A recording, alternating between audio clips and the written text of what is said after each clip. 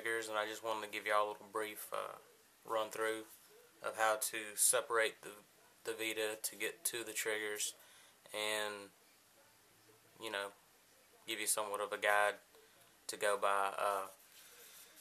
Basically, all you need to do is, there's 8 screws to remove to get the back panel off, 2 on the bottom. The order I did it in was I removed the 2 on the bottom, then I removed the 2 on the top that you'll find under this auxiliary port.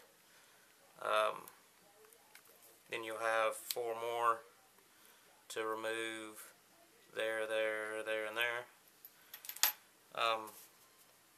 To make it a little easier to open without fucking it up or scratching it, I use just like this little Toys R Us. It's like a rewards card for your keychain. I just found it a little easier to basically slide it like that around to separate. At the top, you can, right there by the plus volume, you can kind of press down because there's a little clip right there, and right near the power button, and that'll release the top. And go all the way around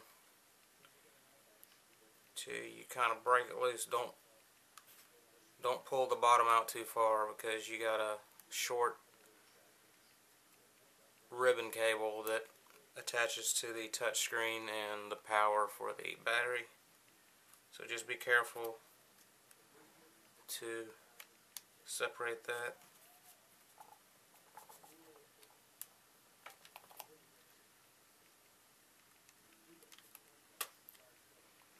Now that you got that done, you want to separate it from the top like that.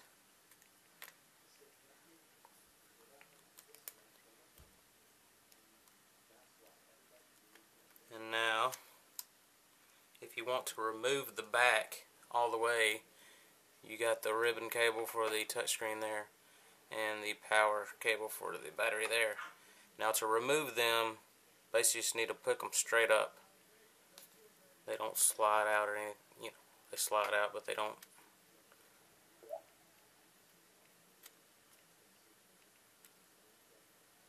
Just be real careful.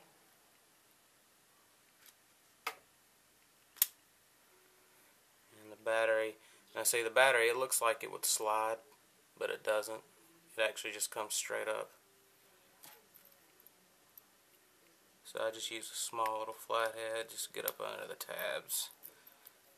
And I might have enough fingernail to get over here. And that releases the back panel.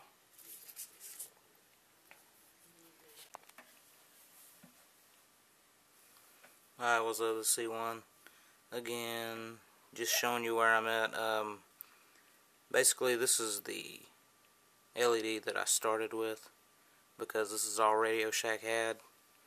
But these are very durable. You usually don't have to worry about these burning out like you do with the little 0603 LEDs. Basically, I took that and I cut the tip off, and then I basically just took sandpaper and sanded it down thin and at an angle for it to fit inside the trigger, because on the bottom, on the bottom of the trigger, you can see it's already got 2 or a few little slots, whatever you want to call it, from casting. And basically I just filed it down until it was thin enough to fit in that slot tightly. And I drilled it from actually here to clear the black plastic.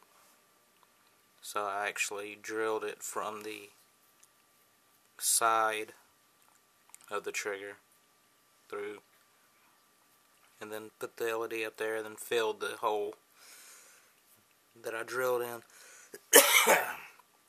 But of course, after I cut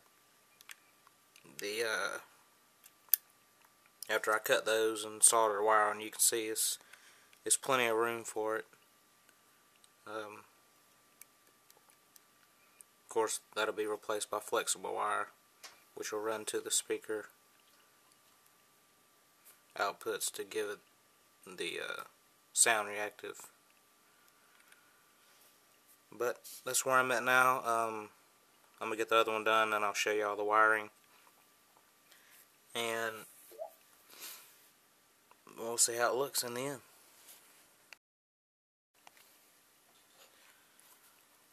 Alright, so what I did is I kept it simple. Just doing a pretty much a simple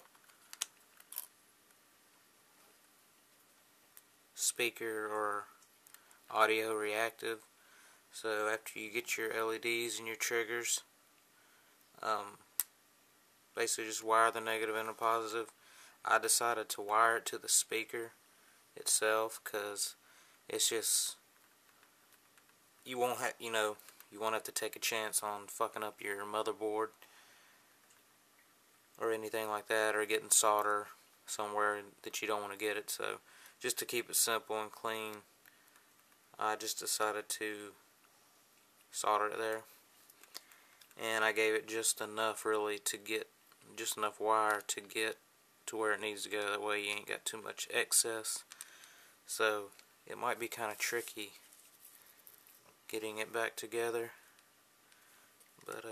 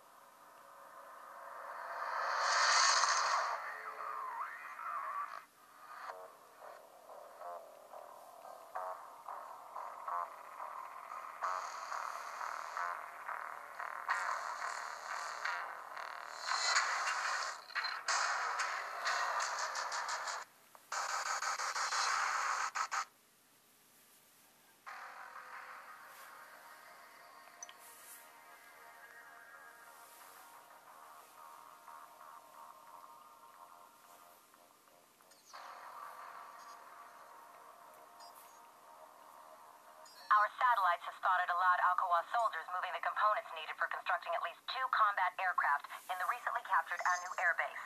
Infiltrate the hangar to find out what's going on and sabotage any potential threats.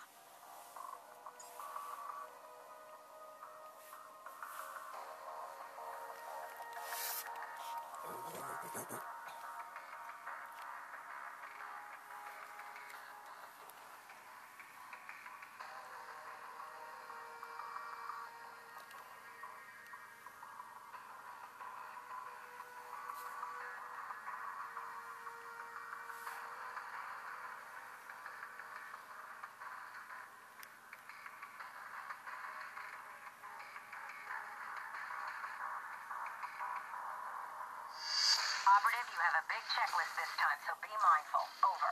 Acknowledge, Command. Let's kick some ass.